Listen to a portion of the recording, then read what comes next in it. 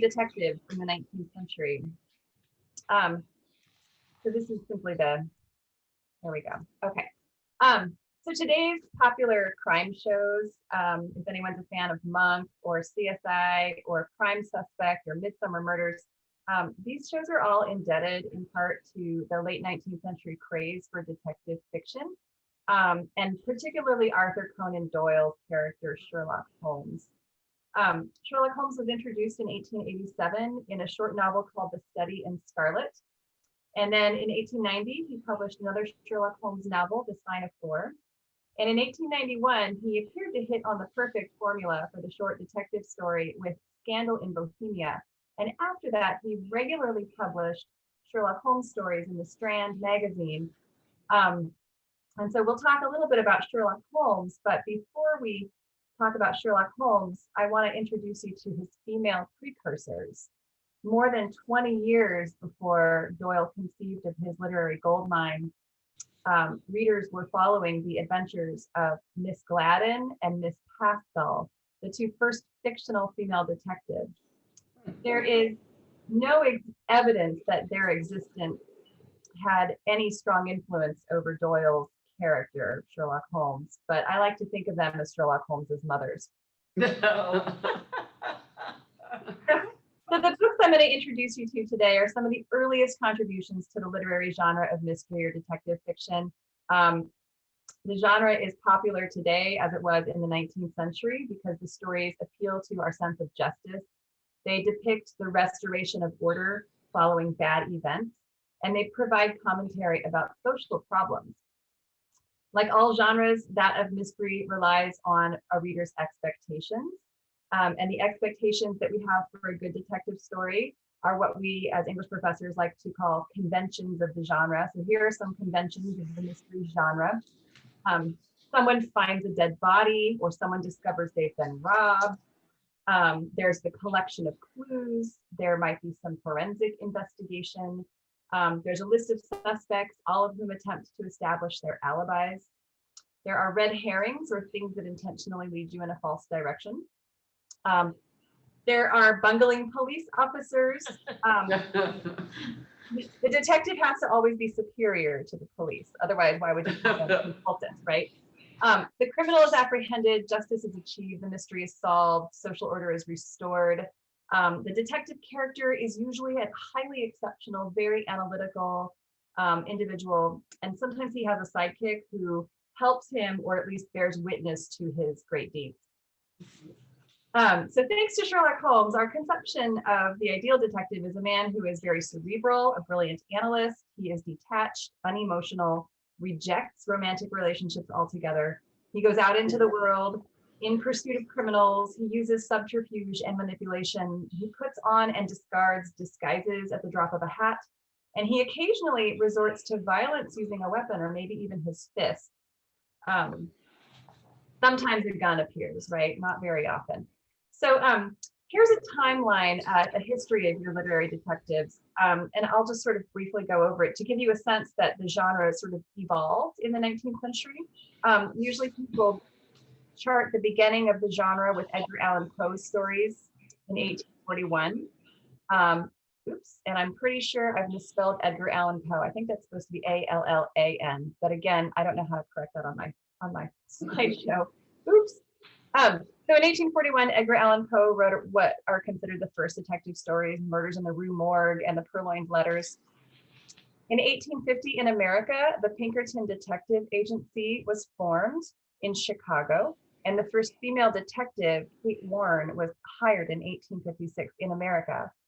And then in 1864, in England, the Victorian lady detective characters hit the scene with these two books, Andrew Forrester's The Female Detective and Hayward's Revelations of a Lady Detective. And then in the 1890s, you have Sherlock Holmes. 1888 is when the Jack the Ripper murders happened. 1893 is when Loveday Brooks stories started appearing. And then, of course, in the 1920s was the golden age of British detective fiction, which I'll be talking a little bit about next week. So the first plainclothes detective branch of the London Metropolitan Police was formally established in 1842. The first two women officially appointed to the Metropolitan Police Force were hired to supervise female prisoners, and that was in 1883. So there were really no female police officers in the 19th century. Women were not formally employed as detectives in England until the 20th century. But as early as 1855, women were informally employed as domestic spies, both in England and in the colonies. And working as a detective or a spy meant spying on people, wearing disguises, lying to one's friends and families, mingling with all kinds of lower class people. It might involve weapons and violence and dead bodies. And this is very difficult to reconcile with the ideals of femininity common to the Victorian period. So, and here you have a representation of how it's supposed to be, right? This painting by George Elgar Hicks is from 1857. It's a beautiful picture. It's a very romantic representation of an ideal, the gendered division of labor.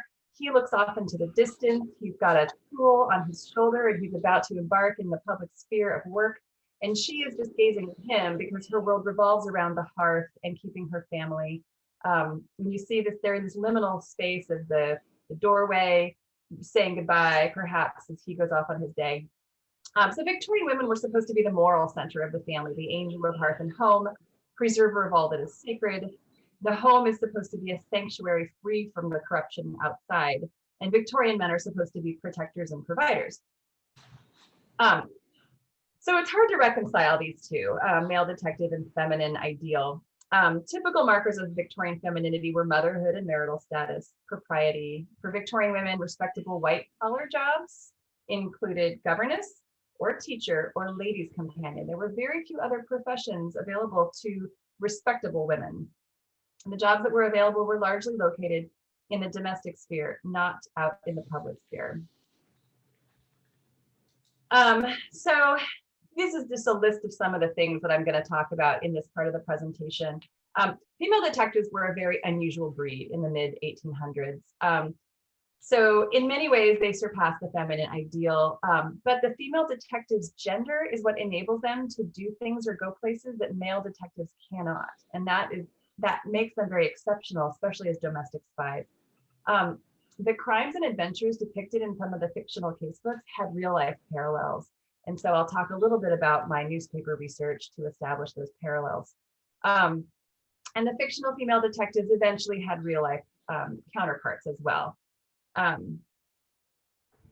Okay, so these are the covers of the first female detectives. Yeah, these are pretty great. These are yellowback novels, and you can see the lurid colors. These yellowbacks were inexpensive pulp fiction that was marketed to a mass readership, and they were called railway novels because they were very similar to what you would buy when you are in an airport shop before to read on a long flight, right? So these were for sale in railway stalls, and people would just kind of snatch them up. And the theory is that short fiction, like detective fiction, was so popular because you could read it on a train ride, like you could read it in one sitting. So both of these novels were fictional detective case books, probably modeled after real detective case books that were very popular in England and America. So Alan Pinkerton, who started Pinkerton's Detective Agency in Chicago, wrote up all of his cases in these case books.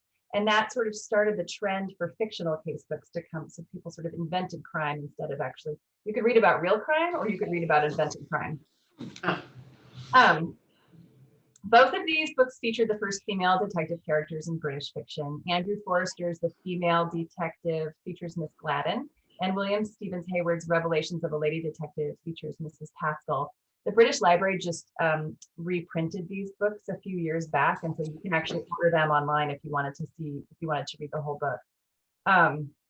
The female detective.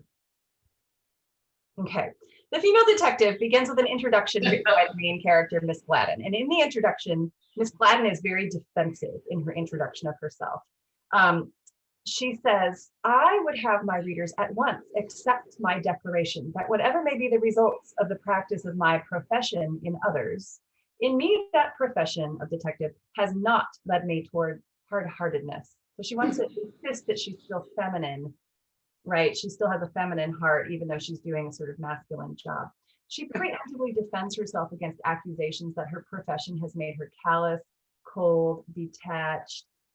These are all qualities that go against the Victorian ideal of femininity, but they're also all qualities that are celebrated in Sherlock Holmes, right?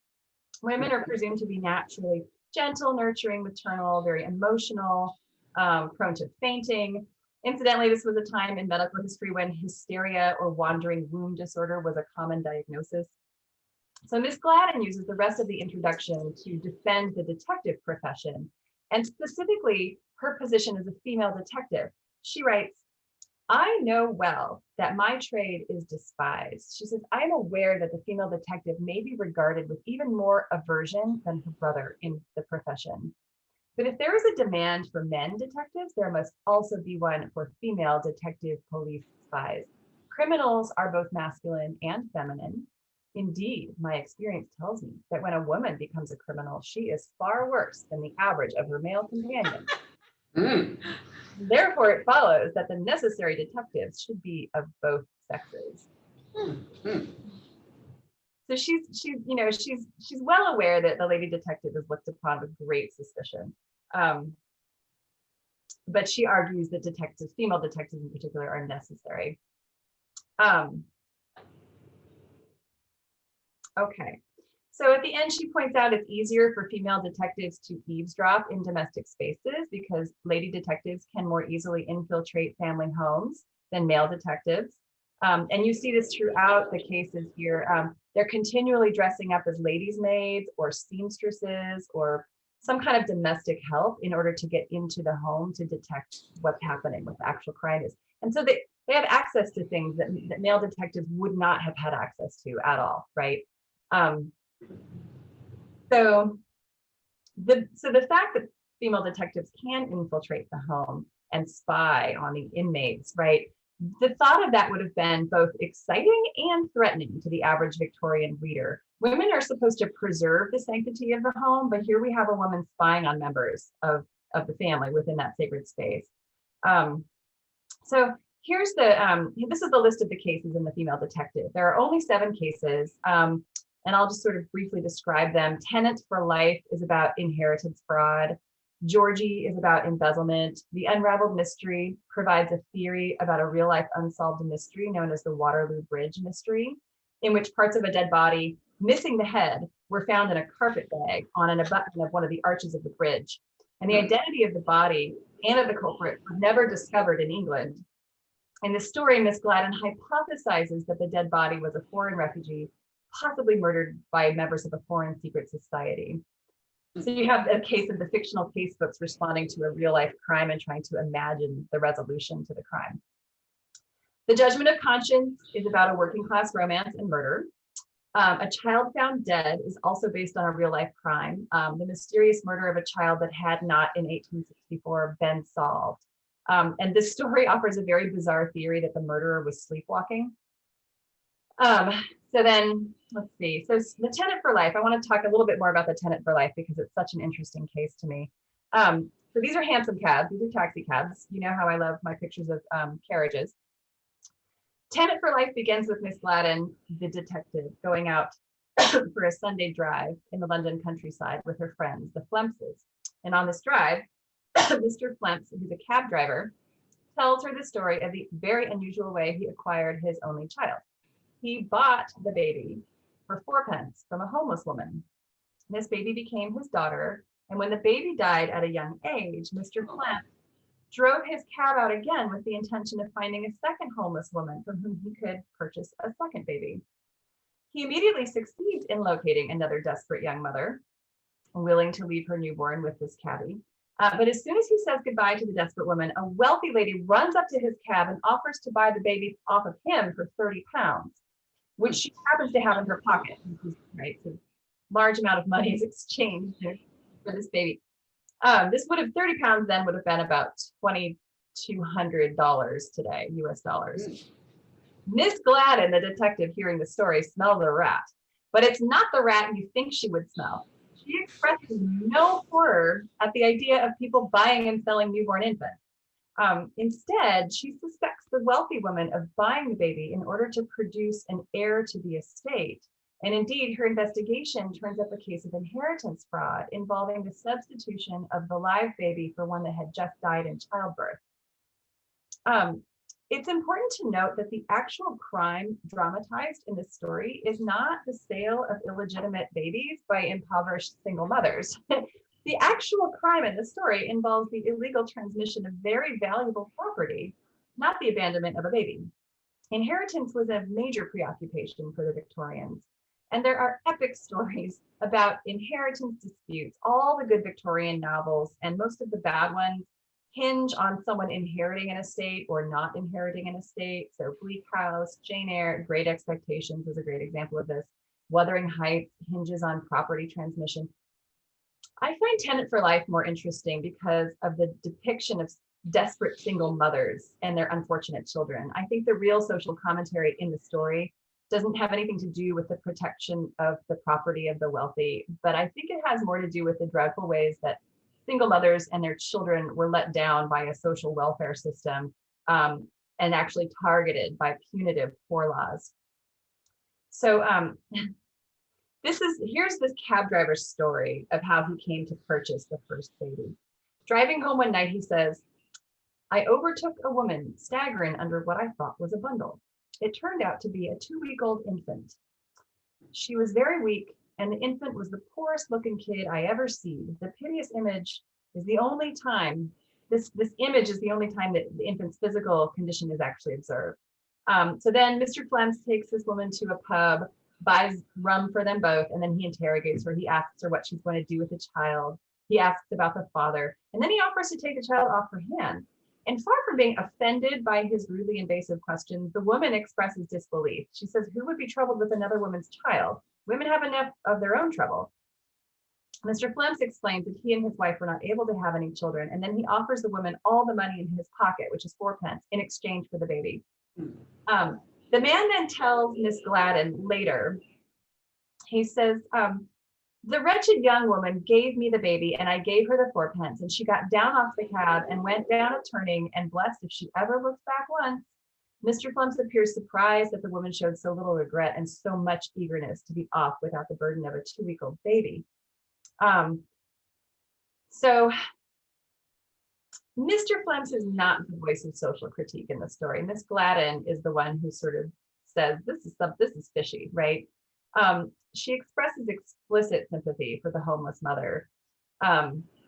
She says, "I was not surprised that this cabman should have met a second woman in his life ready to part with her child. I am detective as I live, almost as much ashamed as pained to admit there is not a night passes in this large city of London during which you are unable to find wretched mothers ready to part with their children. Perhaps I should add that my experience leads me to believe that these poor women are mothers for the first time, mothers of a very short duration, and that therefore, while they have not been with their little ones long enough to be unable to separate from them, they are still under the influence of the horror of their position and consequent dread of the child, which is the result of their memory of a time when they were free and respected." In other words, the young women are mostly seduced servants and working girls. And Miss Gladden says, "Poor thing, we detectives, especially as women detectives, know quite enough of such matters." So again, she makes the case that women detectives can detect better, right? And they have a bigger heart for certain parts of the profession. Okay, so her sympathy here evokes a mid-Victorian crisis of single motherhood and abandoned children. And in fact, a lot of historians have pointed to record numbers of infanticide in the middle of the 19th century. Usually infanticide that is linked to working women who would have lost their jobs if it had been discovered they were pregnant, or lost their jobs because it was discovered they were pregnant. Frequently, they weren't pregnant of their own volition. So there's so many stories in the 19th century newspapers, middle of the century, about abandoned babies or infanticide. The crisis was it was prompted by the 1834 Poor Law Amendment, which was intended to stigmatize single motherhood, and it prohibited outdoor relief. It prohibited relief like welfare to unwed mothers, and it placed sole financial responsibility for the care of illegitimate children on the mothers. There were very few private charities available that would help these fallen women. No one would employ a pregnant woman. An unwed mother from the working class had very few viable options. So this story, I believe, is really a commentary on this sort of crisis that was happening in the mid 19th century. So here you have a story that's the painful case of seduction from 1867. On Saturday forenoon, Mr. Richards, the deputy coroner, held an inquiry touching the death of the son of a domestic servant who had been seduced under a promise of marriage. And there's stories like these just abound in the news. So I think the fictional detective story is trying to make a commentary on this, right? So if infants didn't die, if they weren't abandoned, there are plenty of stories in the Illustrated Police News to bear out the fact that babies were abandoned or dying everywhere. So another way that a woman could dispose of a child that they were unable to take care of would have been to drop it off at a kind of foster home that colloquially has become known as a baby farm. Foster homes were private homes in which a woman herself, who was a businesswoman, would act as a wet nurse, advertise and take in infants for a fee, either a lump sum or a quarterly or weekly payment. In the best cases, the infants were reclaimed when the mother got back on her feet, or the infants were adopted by another family. And this was a time before adoption was regulated or socially approved of. Adoption was a highly unusual practice at this point. In the worst cases, the mothers never bothered to return, or the infants died under the care of the foster mother. And some of the women running the foster homes were actually criminals who simply wanted to collect as much money as possible while giving the infants as little care as they could get away with. And so this is a story from the Illustrated Police News, 1870, of the well-known baby farmer called Margaret Waters. And she was charged with 5 counts of willful murder, along with neglect and conspiracy. She was said to have drugged and starved the children she was supposed to be caring for. This is very dark. I guess it's Halloween. Sorry about this. So anyway, she was publicly hung in 1870 after this scandal sort of broke. So justice being accomplished in real life here. So let me take the opportunity to remind you of Miss Gladden's own words. She said, when a woman becomes a criminal, she is far worse than the average of her male companions. So I guess here's evidence of it, right? A quick aside, this is the Illustrated Police News. It is one of the most fun newspapers to browse, and it's available in the British Newspaper Archive. And it's basically the first English tabloid paper. It was a weekly publication that married the informative weekly penny newspaper intended for a mass readership with the sensationally atrocious stories of penny dreadfuls. We would take a story and they would send it out for illustration, and it would come back this unrecognizable scandal. Really, really fascinating reading. The front page is usually full of original illustrations. The second 3-4 pages contained mostly pirated news stories, which was pirating news stories was a regular practice for Victorian journalism. There was a police beat listing crimes in various neighborhoods. Sometimes it had a legal advice column. Most of the run of the newspaper has been digitized, and it's really worth getting a subscription to the British Newspaper Archive and just entertaining yourself with some of the crazy. Okay, to the second fictional detective casebook, Revelations of a Lady Detective. So this is you can see already that this is a very scandalous figure. She's smoking a cigarette. Her petticoats are red, and she's showing you her red petticoats. She's giving you a very suggestive side glance, right? All of this would have been perceived as extremely daring behavior for a Victorian lady. And she really does live up to the daring lady depicted on the cover of the book. And this was one of the, I just lost my place dramatically. This was one of the stories that I sent out to you in case, for those of you who were able to read any of the stories. The Mysterious Countess, I believe, is one of the ones that I had sent you. I hit the wrong key and now I lost my place. So there's, these are the cases in the Revelations of a Lady Detective. The Mysterious Countess is about a bank robbery. The Secret Band is about a secret society of Italian political refugees. The difference between these stories and the stories in the last book is that Miss Pascal frequently does active detection. She dresses up, she chases criminals, she's physically present, her life is threatened in the apprehension of these criminals. So she really takes a more active role, a much more active role. So like Miss Gladden, in the early pages of this book, Miss Pascal introduces herself, and it makes it very clear that there's a reason for her to be a detective, and she's a little defensive again, right? So she says it's hardly necessary to refer to the circumstances which led me to embark on a career at once strange, exciting, and mysterious. But I may say that my husband died suddenly, leaving me badly off. An offer was made through a peculiar channel. I accepted it without hesitation and became one of the much dreaded but little known people called female detectives. At the time, I was verging upon 40. My brain was vigorous and subtle, and I concentrated all my energies upon the proper fulfillment and execution of those duties which devolved upon me. I was well born and well educated, so that like an accomplished actress, I could play my part in any drama in which I was instructed to take a part. For the parts I had to play, it was necessary to have nerve and strength, cunning and confidence, resources unlimited, confidence, and numerous other qualities. So some scholars have hypothesized that Mrs. Pascal's older age and widowed marital status would have made her more acceptable among Victorian readers. She's less threatening because she's had a life and she's no longer supposed to be raising children, right? She's widowed. Like Miss Gladden, Miss Pascal surpasses feminine norms and ideals. This starts with the very first case in the book, The Mysterious Countess, in which Miss Pascal is hired to track the suspicious movements of a beautiful young widowed countess. Mrs. Pascal infiltrates the countess's home by pretending to be a lady's maid. One night, she sees a mysteriously small man in a black mask exit the countess's bedroom.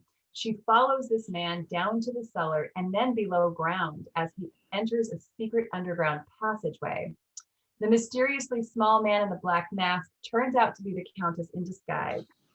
In order to follow the cross-dressing countess through the underground passage, Mrs. Pascal has to at one point throw off her small crinoline, which would otherwise very much impede my movements.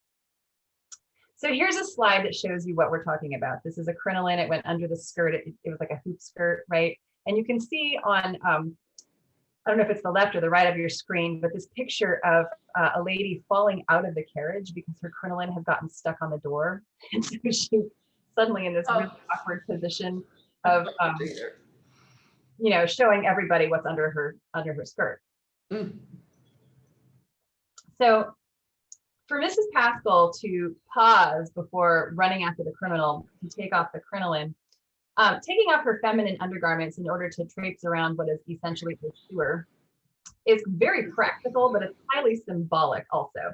Through this gesture, Miss Pascal throws off the restrictions of proper Victorian femininity in order to better do her masculine job. So the action suggests the incompatibility of being a proper Victorian lady and an effective detective at the same time. Mrs. Pascal's change of dress is not unlike that of the Countess, who has donned men's clothing in order to commit a masculine crime.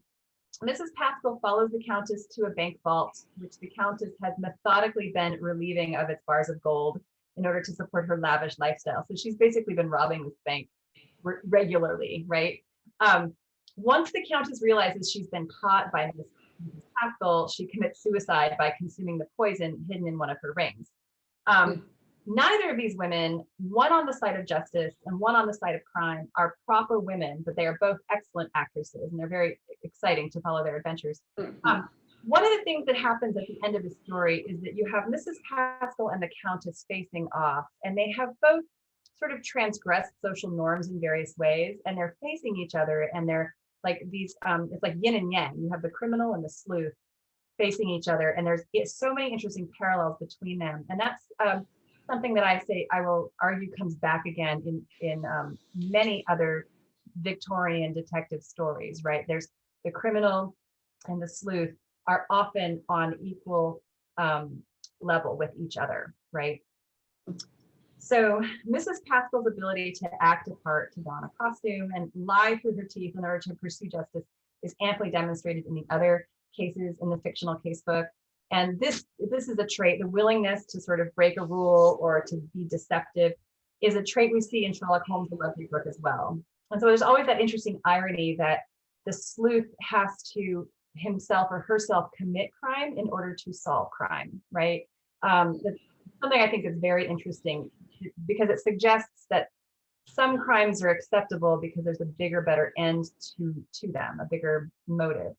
I think that's something detective fiction plays with quite a lot sometimes. So now I want to introduce a real counterpart to these early fictional female detectives, and that is Kate Warren, Pinkerton's first female detective. And you can, not the lady, you wouldn't know it's a lady, right? The individual who's leaning on the pole here is believed to be Kate Warren dressed up as a man. Oh my. Huh. Yes. So in America, in Chicago, Alan Pinkerton's detective agency hired its first female detective, Kate Warren, in 1856. There are lots of good books, some biographies, which are more authoritative and many which are less authoritative about Kate Warren. Alan Pinkerton had published, as I said, a number of his own cases as detective stories, and his books had titles like The Gypsies and the Detective, or The Molly Maguires and the Detectives.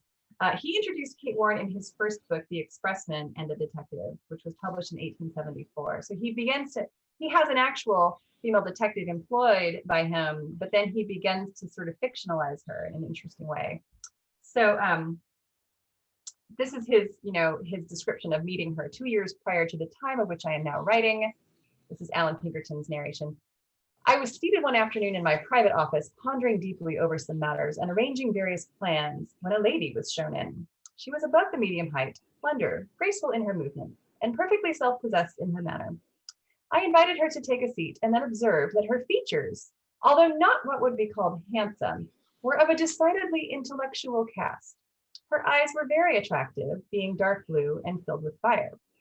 She had a broad, honest face, which would cause one in distress instinctively to select her as a confidant, in whom to confide in time of sorrow or from whom to seek consolation. She seemed possessed of the masculine attributes of firmness and decision, but to have brought all her faculties under complete control. I find this description so interesting because at once he's commenting on her physical appearance, his assumptions about her mental ability, and then the very feminine trait that she's trustworthy and you want to confide in her, right? So that's and that's something that a lot of the female detective characters are known for having, this kind of not a softness, but like an invitation, an intuition, and an invitation to sort of confess to me your sins, right? So this idea that women are not seen as threatening, and that's why they make really, really good spies. As I mentioned earlier, in England, we have evidence from newspapers and court records that there were women working in detective roles, both for the state and privately in the 50s, 1850s, and 1860s. Private female detectives became more common in the 1870s. The next professional female detectives to feature in the Victorian literary scene came after Sherlock Holmes. But, this is more Alan Pinkerton. I'm sorry, this is a continuation of his narrative about Mrs. Kate Warren. So importantly, Mrs. Kate Warren is also a widow, and she's looking for employment. So the idea that a woman's husband has died and she can't support herself anymore, and so being a detective is a valid source of income, right? And it's also a fair motive for becoming a detective. So Pinkerton goes on, at this time, female detectives were unheard of. I told her it was not the custom to employ women as detectives, but I asked her what she thought she could do. She replied that she could go and worm out secrets in many places, to which it was impossible for male detectives to gain access. She had evidently given the matter much study and gave many excellent reasons why she could be of service. So Pinkerton then goes on to say, this was the first experiment of the sort that had been tried, but we live in a progressive age, in a progressive country. So again, this is America. This is how Pinkerton came to employ Kate Warren. Here's a newspaper paragraph from 1886 in which a female detective is revealed, right?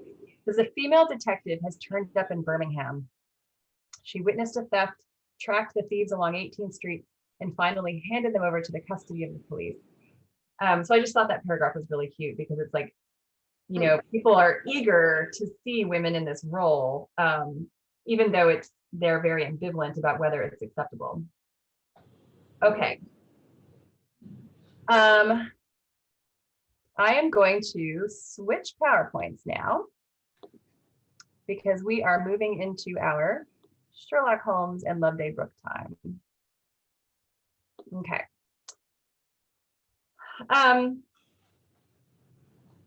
So jump ahead 20 years. Here is Arthur Conan Doyle, Sherlock Holmes's creator. He was born in Edinburgh in 1859 to Irish Catholic parents. His father was an alcoholic. His mother was absolutely doted on her child. His early schooling was in Jesuit schools, but later in his life, he became staunchly anti-Catholic. He became agnostic, and then he embraced spiritualism, especially in the 1920s after World War I. Spiritualism is this sort of pseudo-religious practice of thinking that the dead live among us and we can access them through seances. Incidentally, Arthur Conan Doyle also believed in fairies. And there's a lot of funny stories about his insistence that fairies were real. So he's kind of an interesting fellow. He actually studied medicine and practical botany at the University of Edinburgh. He worked as a surgeon on a whaling boat. He worked as a war correspondent. He even ran for parliament a couple of times, didn't win. In England, he had various unsuccessful medical practices, but a lot of success as a writer. He wrote fiction, he wrote historical fiction, he wrote adventure stories and fantasy, as well as detective stories. He was avidly against female suffrage, did not think women should vote. And later in his life, he was knighted for patriotism. So he was Sir Arthur Conan Doyle. Doyle began writing Sherlock Holmes stories in 1887. First, he wrote the novels A Study in Scarlet, and which was published in Beaton's Christmas Annual, a special holiday issue of a very popular family magazine. The sequel was commissioned, and then he wrote The Sign of Four. And then following that, he wrote stories for the Strand magazine between 1891 and 1893. The point of view, as we all know, for Sherlock Holmes is Dr. John Watson. Dr. John Watson is the one who filters everything for us. He's the one who, he's the way that we know Sherlock. So we always get his perspective. And his perspective is initially when he first meets Holmes, he's very confused by Holmes. Later, he's disapproving of Holmes. And then, of course, in the end, he's Holmes's biggest fan. The physical description of Sherlock Holmes appears, so the way we know what he looks like, it appears in A Study in Scarlet in the second chapter. And it says, John Watson says, as the weeks went by, my interest in him, so they've just become roommates, right? My interest in him and my curiosity as to his aims in life gradually deepened and increased. His very person and appearance were such as to strike the attention of the most casual observer. In height, he was rather over 6 feet, and so excessively lean that he seemed to be considerably taller. His eyes were sharp and piercing, save during those intervals of torpor to which I have alluded. And his thin hawk-like nose gave his whole expression an air of alertness and decision. His chin, too, had the prominence and squareness which mark the man of determination. His hands were invariably blotted with ink and stained with chemicals. And he was possessed of an extraordinary delicacy of touch, as I frequently had occasion to observe when I watched him manipulating his fragile philosophical instrument.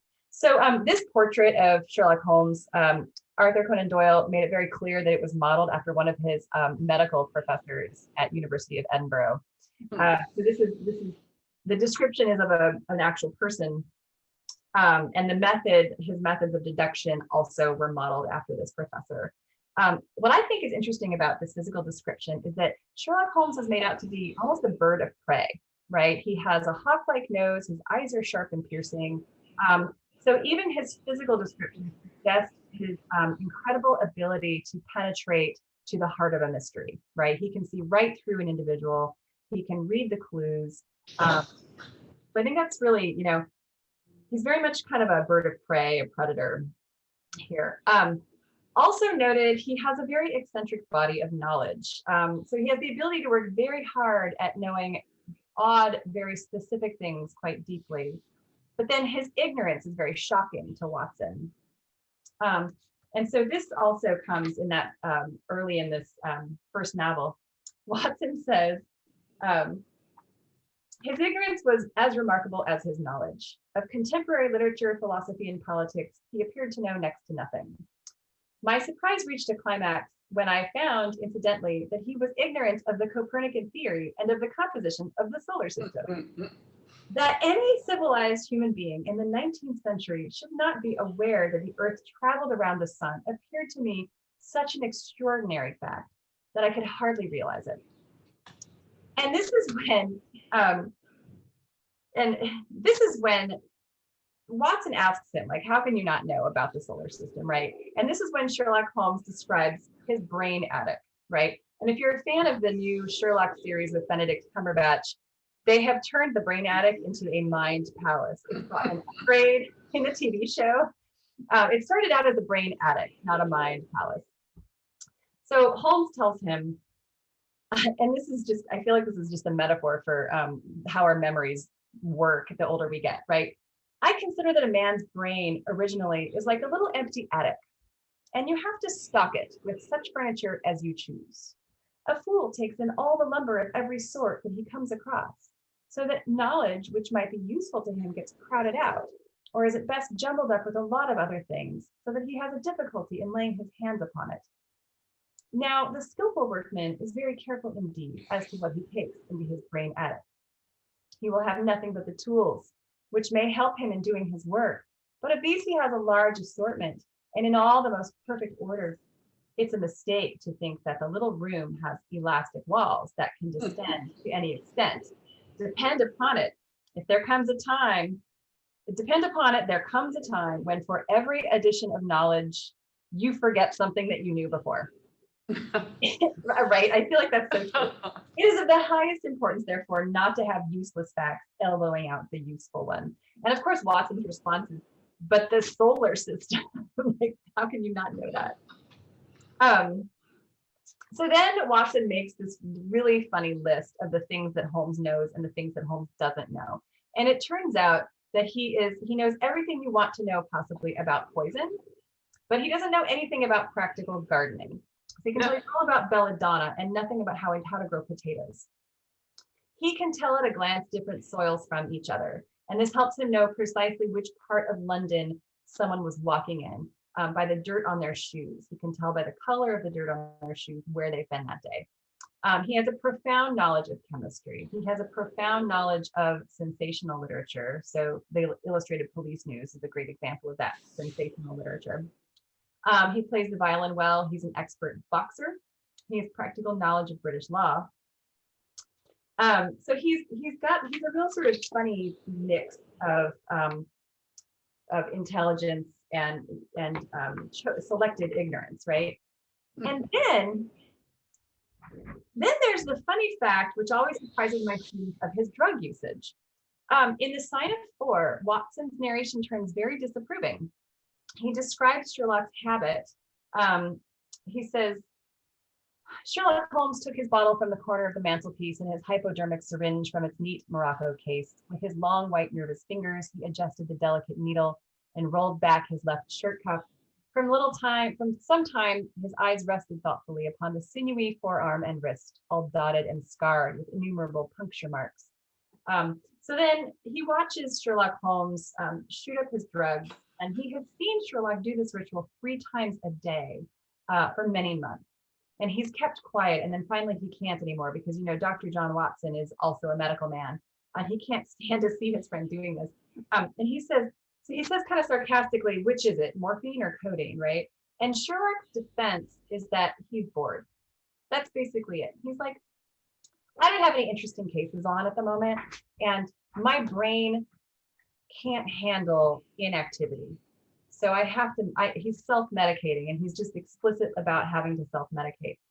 So that one of the stories that I sort of sent to you as a possibility to read, and I know reading online is not ideal. I hate to read digital text as well. But this story, I think, is so representative of early Holmes. It's called A Case of Identity. He takes the case of Miss Mary Sutherland, who is this sort of 20-year-old, 20-something befuddled typist who has been left at the altar by her fiance, Mr. Hosmer Angel. So Holmes does his usual trick of observing, making inferences. He does a little bit of active detection, right? And he discovers that Mary's mother and her stepfather, Mr. Windibanks, are colluding in a bit of domestic fraud. Basically, Mary has inherited some money from an uncle, the substantial interest on which she hands over to her mother and stepfather every month in exchange for living with them.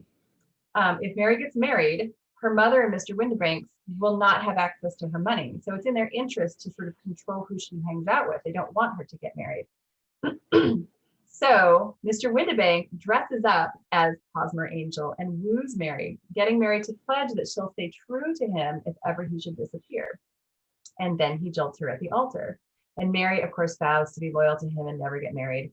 The success of this outrageous domestic fraud plot depends on two things. First of all, Mary is not very bright. She's described as vacuous twice. She's described as simple. She's also described as vision impaired. So she does not see that the man that she's walking out with, that she's dancing with, and that she's corresponding with is actually her stepfather in disguise. It's a little far-fetched. Mr. Holmes catches Mr. Windibank by observing that the typewriter used to type Hosmer Angel's love letters to Mary is the same typewriter that Mr. Windibank's office uses. Holmes knows that there is no legal crime to prosecute here, but he exhibits some sympathy for this woman as the victim of needless cruelty. He says it was as cruel and selfish and heartless a trick in a petty way as ever came before me. And he really scolds this man. And at a certain point, he threatens to beat up Mr. Windibanks. He's like, I have a good mind to, and he gets the fire poker out. And you can see in the second picture, Mr. Windibank is like running out the door. Holmes here takes on a paternalistic role, right? He takes on this role of like being the protector of this vulnerable woman who is being completely exploited by her own family members. He tells Watson that they can't disabuse Mary of the knowledge that of this fantasy that Hosmer Angel might return. Like they can never tell her that it's actually her stepfather who's pretending to be her boyfriend. So the mystery is solved, but then the question is, has justice been served, right? Because the victim doesn't even know what she's a victim of. And she's still waiting out there somewhere for Mr. Hosmer Angel to return. And I feel like this is a kind of classic Holmes, right? There's very little legal justice effected ever. There's the mystery is always solved, but whether there's a satisfying resolution for victims is a whole nother question. So Doyle wanted to write much more important things, and so he decided to kill off Sherlock Holmes in his 1893 story, The Final Problem. The story introduces criminal mastermind James Moriarty, who happens to be a celebrity math professor, if such things exist. Moriarty is named the Napoleon of crime. And the description that Holmes gives Watson of this master criminal could as easily be applied to himself, the master sleuth. So again, you have that interesting symmetry of the criminal and the sleuth basically mirroring each other's qualities. He says, he's a genius, a philosopher, an abstract thinker. He has the brain of the first order. He sits motionless like a spider in the center of its web, but that web has 1,000 gradations and he knows well every quiver is each of them. He does little himself. He only plans, but his agents give humor. I think that's a really kind of fun description. So they scuffle at the Reichenbach Falls. They both fall in the end. And Doyle thinks that, in fact, he has successfully killed off Sherlock Holmes and he doesn't ever have to write a detective story again because he didn't want to. So, of course, there's a public outcry to the death of Sherlock Holmes, and he is eventually, 10 years later, invited to come back and write some more Sherlock Holmes stories. The question is, what happened to detective fiction while Doyle took a break? What happened between 1893 and 1901? And I would like to say that More than 20 female detectives were written about in these 8 years, right? In these 8 years, there were so many imitators of Sherlock Holmes. Everybody wanted to jump on this bandwagon and make money with writing detective fiction. But C.L. Purkis, Catherine Louisa Purkis, was one of the most successful of these authors. So she was married. She was at the end of her writing career when she started writing detective fiction. She was a well-established novelist. And in 1894, when she finished Loveday Brooks, she stopped writing and just joined her husband. Their hearts were in animal rights activism, actually. And so she stopped writing and they started doing their activism more dedicatedly, I guess. She wrote Loveday Brooks stories for the Ludgate Monthly, which was another popular family magazine.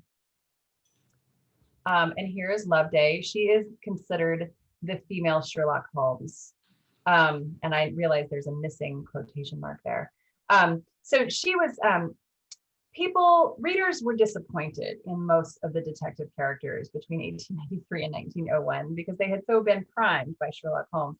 Loveday Brooks enters the scene, and she is basically a female version of Sherlock Holmes. And you can see this in the description of her. Loveday Brooks at this period in her career was a little over 30 years of age and could best be described in a series of negations. She was not tall. She was not short. She was not dark. She was not fair. She was not handsome or ugly. Her features were altogether nondescript. Her noticeable trait was a habit she had when absorbed in thought of dropping her eyelids over her eyes till only a line of eyeball showed, and she appeared to be looking out at the world through a slit instead of through a window. And my students have observed that she must really look fairly hostile when she's thinking, right? It sounds like a very hostile expression. She wears only black. She's very tidy and prim. And here we have the description of her motive for being a detective. 5 or 6 years ago, by the jerk of a fortune's wheel, Loveday was thrown on the world penniless and friendless. Marketable accomplishments she had none, and that signifies that she was probably an educated upper-class woman because she lacks marketable skills. So she forthwith defied convention and chose for herself a career that cut her off sharply from her former associates. So she ends up working with Ebenezer Dyer, her boss, and he defends her. He defends her genius, and I feel like we have kind of hit the end of our time, and so I think I'm going to stop sharing and open it up for questions because I know we only have a few minutes left. So, have I said anything that sparked your interest or? Yeah. In one of the Loveday stories that I read, she seems to be something of a feminist because she tells the policeman that if he had not denigrated her as a woman, she would have shared her knowledge about the case with him and would not have kept him in the dark. And I wanted to say, hooray for you. It's funny that, she is constantly underestimated in every case. There's always someone who comes up and is like, who are you? How are you going to help us? Right. And so she's, I think, partly just by virtue of her being a woman, she's constantly underestimated. Yeah.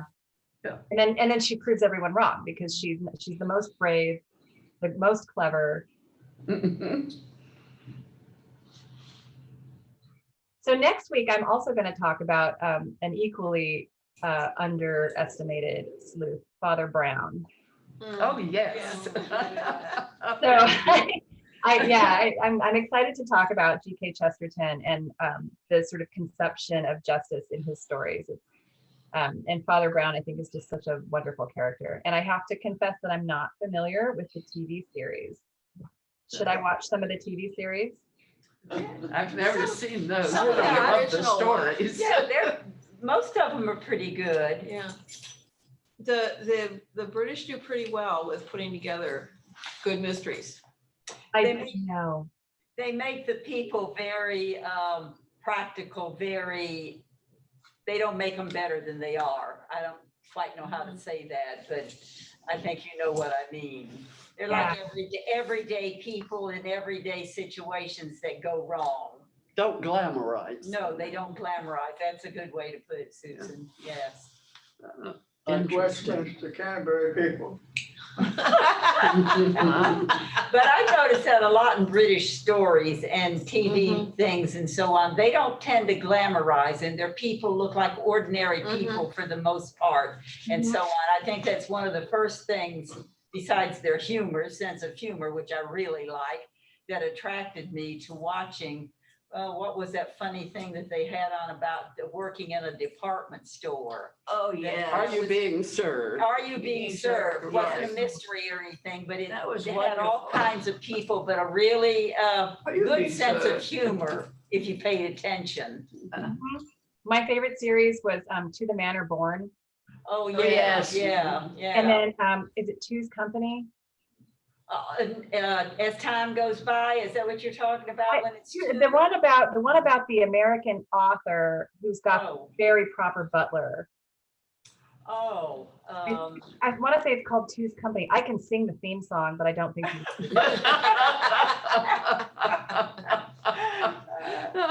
my favorite detective series. My husband and I watched Inspector Lewis and Endeavor. Oh, yes. Oh, yeah, and- yeah. Exactly. And I don't know. I tried reading the first Inspector Morse novel last summer. uh-huh.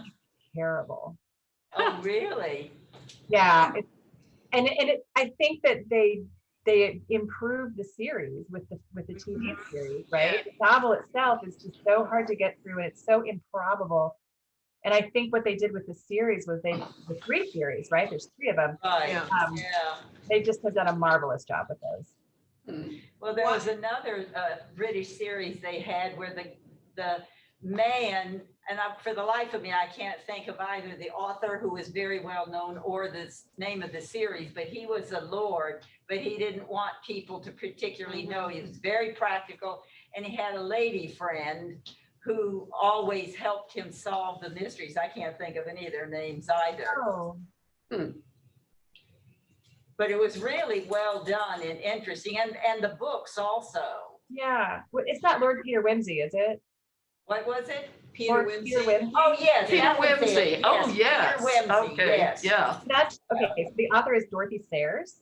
Yeah. Oh, yes, Oh, And right. those I think she's brilliant. Oh, yeah, yeah. She's Brilliant. my very favorite one. Why is it that the British do this so well? Because they Is have it a good sense of humor. Is it because we're too straight-laced, you know, in terms of right and wrong, or because things are kind of a little bit twisted sometimes? Yeah, seriously. So, the Brits had their cozy murder mysteries of the 1920s and 30s and 40s. You've got Agatha Christie, right? Agatha Christie, Dorothy Sayers. Oh, yeah. Josephine The woman with the Tay. South African name whose name I can't pronounce ever. Oh, yeah. Oh, yeah. You know what- Josephine Tay? And while that was happening in England, those sort of cozy, the golden age of crime fiction in England. In America, you have the beginning of the hard-boiled Oh, yeah. tradition, right? The crime Spillane. fiction in America took a completely different turn. It was gritty and dark. Right, like the Mhm. one about the falcon and so on, yeah. Yeah. And meanwhile, the I don't know, I mean the Miss Marple series, right? Oh, yes. They're charming and they're clever, but they're also they're always resolved in a sort of Right, positive way. yeah. Yeah. And so I feel like it's just two different national strains, and it might have to do with like some kind of national character. Yeah. And they had another one on TV. He was a priest or a monk, not Father Brown, but there was another English one that they had. Brother Codfell. Maybe I think that was it. Yeah. He was a priest or a monk or something or other. I Monk, can't remember, yeah. but they were good also. But Chesterton, I think, is really good at whatever, most anything he writes too. Yeah. I'm excited to talk about some of the early early Father Brown stories next week, and I can send those out. I think I have PDFs somewhere if you would like.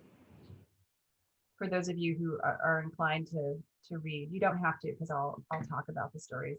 Yeah, well, Father Brown is still on TV on WHRO now. They show him at 10 o'clock at night or sometimes in their afternoon things, but he's still shown.